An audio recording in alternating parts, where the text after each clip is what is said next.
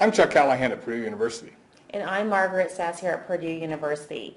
Now we are discussing teaching tip learning outcomes number 5, and I find this actually personally interesting for the fact that I am fairly new at Purdue teaching. And I am currently struggling with selecting SLO activities because this is only the second time I'm teaching the course. Well, the way you select your activities is you first of all decide what you want your students to do in the classroom during class time, and you decide what you want your students to do outside of class or as homework or projects to do outside of class. These contribute directly to the specific learning objective that you have for that assignment.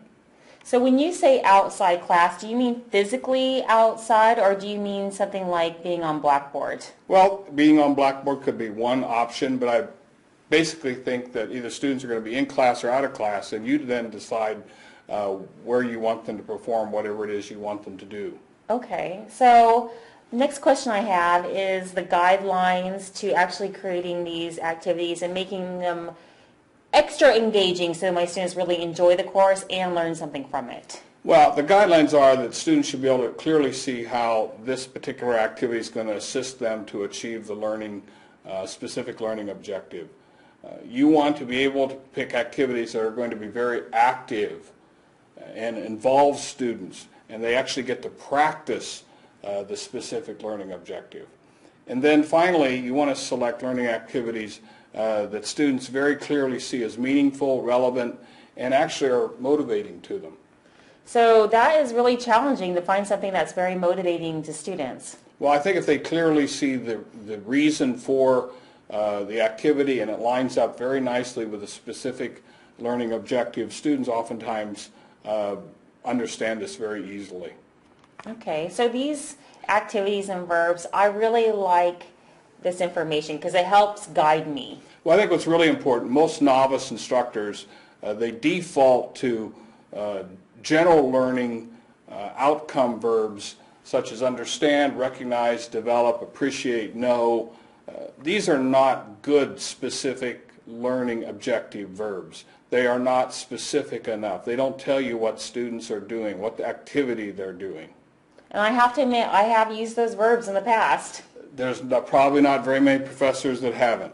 So, for instance, to be specific, a good sample specific learning objective verbs will be to identify or explain. If you use the word explain, then students are going to be either speaking or writing in the activity. If you use a verb like write, then students are going to be writing something to demonstrate that they're learning the material. So these are just sample specific learning verbs. You can Google Bloom's taxonomy and look at levels of learning and come up with some very specific verbs for whatever activity you have. Okay. So here are some activities that you might think about using in your course, and again, match these up to the specific verbs that fit the assignment. So I really like group work. So you're saying group work actually relates to one of those other objective verbs that you just listed? Depending on whatever activity you decide you want students to use. So if your group work means students are going to put a presentation together, then students might speak or students will present. Those will be the verbs you will use. And these type of activities actually are consistent over all types of disciplines. Yes, they can work in multiple applications. Very good. That's good information to know. So for more information regarding this and other teaching tips, that website is a good location. We'll see you next time.